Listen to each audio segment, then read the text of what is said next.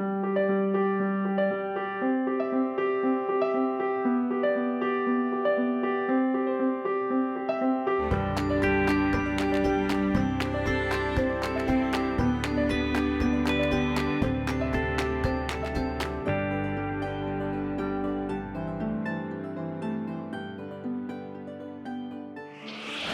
I'm Katie Barr, and this is Boca Matters.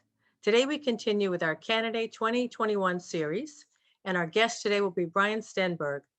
Brian is a father of four and a local businessman, and he'll be running for City Council Seat D. Hi, Brian. Hey, Thanks so much Katie. for joining us today. Thank you for having me. I appreciate it. It's nice to see you. Our pleasure. Well, I'd like to start by giving you a few minutes just to introduce yourself to our viewers. Sure. Happy to do it. And again, thanks for having me on your program to introduce myself to your viewers. I really appreciate the opportunity.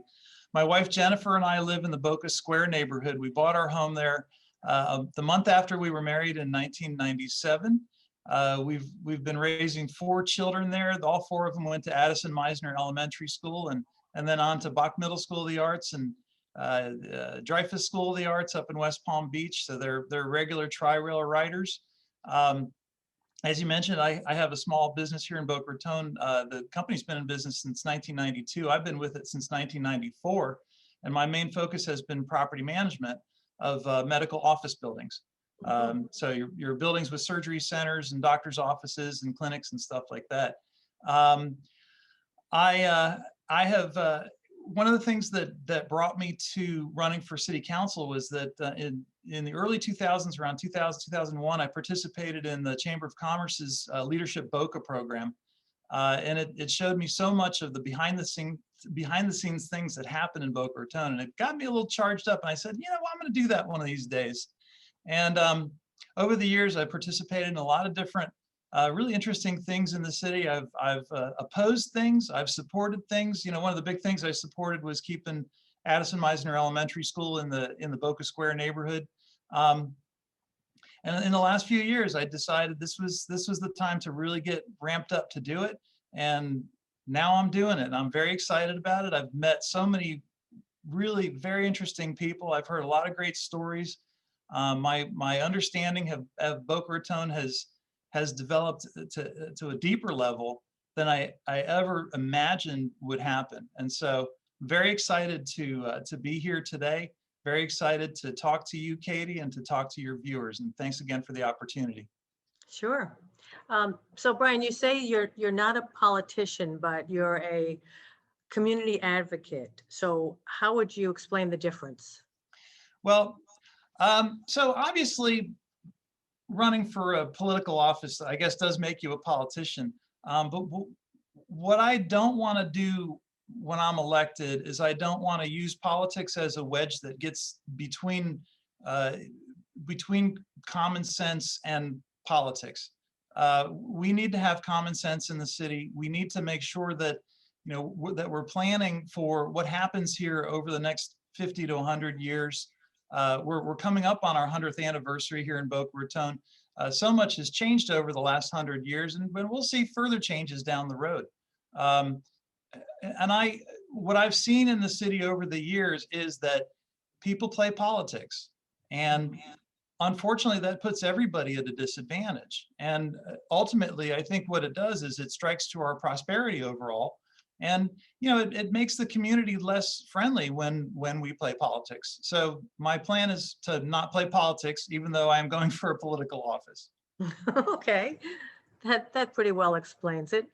So you're running for seat D, which is currently occupied by Councilwoman Monica Mayotte. Are there any of her votes over the years which you might take issue or voted differently?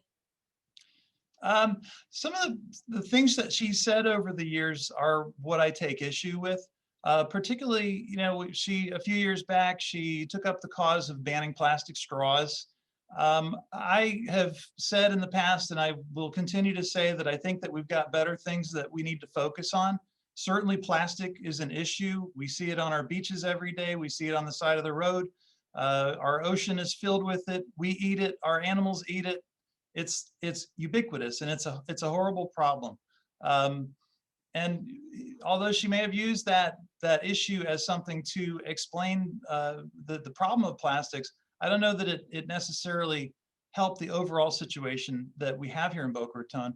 And I've said this before, but my preference is to educate our children and to set examples. I always look at what Andy Thompson is doing, running around with his kids in a stroller, picking up trash Right. as he goes along. And you know, that's just, it's a small example of simple things we can do. I teach my kids every day, this is what you do with your plastic. You try to, you use less if you can, and you put it in the right place when you're done with it. So Right. that was one thing. I'm also really concerned about the statements that Ms. Mayotte made having to do with 2600 North Ocean, which basically turned out to have a 3-judge panel say that she prejudiced herself against the owner, and now is not going to be able to vote when this comes up before the council again. So, you know, unfortunately, that puts the citizens at a disadvantage if the citizens aren't fully represented in what happens in that particular case. And so I definitely take issue with that. I know she's voted on things that I support. She's voted on some things that I'm not too crazy about. And another example of one of the things that I spoke out in terms of requesting more time was the decision to accept the Boca Country Club property. I felt like that was rushed. The public was not given the opportunity to review the documents having to do with it that the city had. And now that it's accepted, I think it's time for us to make sure that we manage it professionally and properly, and we mitigate the money, the tax money that we'll lose in operating it. Yes, that was one issue I wanted to cover with you. Mhm. The Ocean Breeze Country Club, and now the new Boca Country Club gift. What do you see as a possible scenario for the Ocean Breeze now that we have the Boca Country Club? Well, the Beach and Park District put a lot of effort into figuring out a design for the golf course on the west side, and now things are up in the air with that. I think that it's important that we have a community discussion, that we have transparent discussions between the city and the Beach and Parks District, that we engage the Boca Chica residents in the process, that we all listen to each other, and that it'll take some time, because it took time and it took effort to get to where they were. I think there's a lot of history that we need to sort of brush up on in terms of the relationship between the Beach and Park District and the city, as well as the history of the Beach and Park District itself. And so it's going to be a long discussion, and it'll take a while. And it's obviously the west side isn't going to be, it's not going to be the golf course that I think Boca Chica residents had planned to have in their backyards. And I think there's some emotion involved with the fact that there's been a change of course. Mhm. So it's a discussion we're going to have, and we're going to have, and we have to listen to each other, and we have to figure out what we want for the long term of the community. Another important vote pre-COVID was the Brightline Station. Mhm. And there was discussion around that as far as future development, around the First Avenue, Second Avenue corridor. How would you feel about that? Well, that area, first of all, I have always been a supporter of Brightline opening a station here in Boca Raton. I'm happy that we're adding parking. I'm happy that we're making temporary accommodations for the library for their parking across the street, and that they'll have parking available in the new garage. I think that the Brightline station will be a potential windfall for Boca Raton overall. I know there was a lot of contention among voters, not voters, but people who live near the station. I do think that the area south of the Brightline station is you know, it's got a lot of potential for creative, thoughtful, smart, green structures that will enhance the downtown and will enhance that area around the library and around City Hall. I really think that it's important that before we get to all that, that we make sure that we improve the path between the station and downtown. For instance, we need lighting, we need sidewalks, we need to make sure there's safety elements in place so that when people are crossing the railroad tracks, they don't get slammed into by a train. Right. Um, That would be I, number one. that would be number one, I would think. Yeah, but you know what often happens is that, you know, the tendency you have in a lot of governments, and it's not just the city of Boca Raton, but is to be kind of myopic about a project and only look at the project, the four corners of the project and the driveways. Mm. And there's often, it's not a failure necessarily to look, but it's a shortcoming in how you look at the rest of it. And it always makes me crazy when I cross that crossing at Second and Dixie, and it's so pitch dark out there. And you know, if we want to attract people to our downtown, one thing that people have to perceive is that it's safe. And one way to project a feeling of safety is that you have stuff lit up and that the lights work. And so I would really love to see that train crossing lit up like a Christmas tree when, you know, when the Brightline is actually running and we've got passengers coming off and coming on. I think that you know, I look at one of the I have a favorite in West Palm Beach. I have a favorite Swedish coffee shop that I always go to, and it's across the street from it's a block or so from the train station there. And I can see stuff the market responding to the fact that we'll have people coming into the downtown, and everybody's heard about Boca Raton. Mhm. Now's their chance to check it out. And I really do think that, you know, tourism will come back, albeit slowly. But we have to be prepared for that eventuality. I think, you know, I think if we could achieve the pedestrian overpass and make that work for everybody, I think that would be a help. I think that'll be a while before that happens, just because of all the easement issues and construction costs and so on.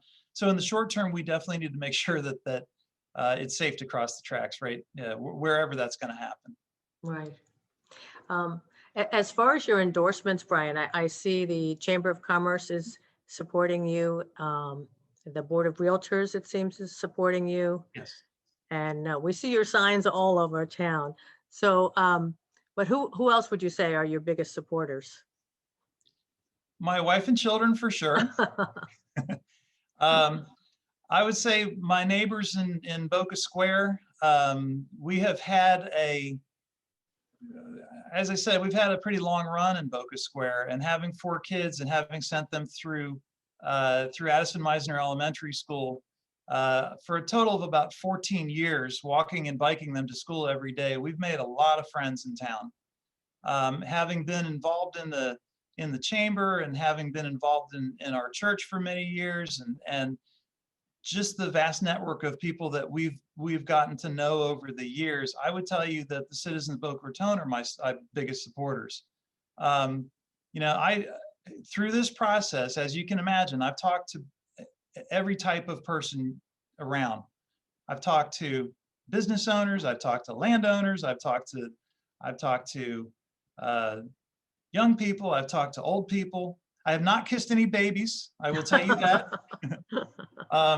And I do my best to keep my distance from people. But I've enjoyed the idea and the action of sitting down with people, finding out more about them, finding out what their vision for Boca Raton is, and seeing where we have similarities. And we have a lot of similarities. You and I have a lot of similarities as neighbors.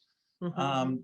And I think we at the end of the day, we want the same thing. We want a safe and healthy city that we're proud to call home, that has a certain degree of charm, or something that when people ask us what defines Boca Raton, you can nail it on the head in probably about 1,000 different ways. And so so that's a long answer to a short question. And I know that. Now, obviously, I mean, I know, you know, I have, there are a bunch of signs on investment limited property. And that's all I can say to that is that if you have the opportunity to stick your signage on any corner in town, then you're going to take that opportunity. Because I'm not the incumbent, I realize that there's a lot of endorsements that I will not get because oftentimes endorsements are given to incumbents because it's a safe bet. And I appreciate that. I understand the politics of it, and you know, I've met with all the police union and the fire union and the employees union, and I totally get where they're coming from. And I'm, you know, what my response to them is always that I will be fair because that's what I want. I want fairness. I want truth. And so I told them, I'm like, I'm going to tell you the truth, and I'm going to be fair with you. And it doesn't matter, at the end of the day, to me, it doesn't matter who you endorse because I understand your position. Well, you certainly sound like you've done your homework, Brian, and you're prepared for the job. If people want to get in touch with you, do you have a website, or how can they contact you? I do. My website is brianstenberg.com. One of the things that I told my wife and I told myself in entering into this contest was that I'm going to have fun with it. And I think I'm actually having more fun than I thought I was going to have because I've had some really great conversations with people, because people are really, they're concerned, and they're, you know, they're concerned about the future. They're concerned about their family's future. They're worried about their health. They're worried about their family's health. They're worried about their elders' health. They're worried about what's going to happen in the city. And what do you think, you know, what guides you in your decision making, and how will you be fair to me?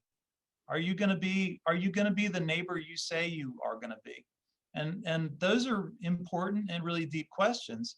And my feeling on this campaign is, you know, I'm campaigning to understand everything in the city better, not just small businesses, not just the residents, not just my own interests.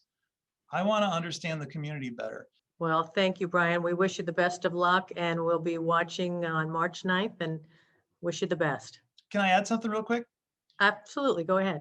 Just a reminder that if you voted if you voted by absentee ballot in the general election, you are automatically going to be receiving a ballot in the mail, a new absentee ballot in the mail for the municipal election. It's my understanding that the supervisor of elections will mail those ballots out on Monday the 8th. And the return postage is included, so you don't have to figure out the postage, because that's always been my big thing, is how do I have 52 cents or 51 cents? I don't know. So so it's real important. And I would ask that obviously you vote for me. I would appreciate it. If you're not sure about whether you want to vote for me, please give me a call. Check out my website, send me an email. If you get an email and you from my campaign, then ask me a question. I might take a little while to get back to you, but know that I get it, and that I really want to hear from you. Well, thank you, Brian. Again, we wish you well, and keep us posted as to how things are going. I will. Thanks, Katie. Okay. That's it for today, everyone. Thanks for joining us, and please keep your questions and comments coming in to bocafirst.org.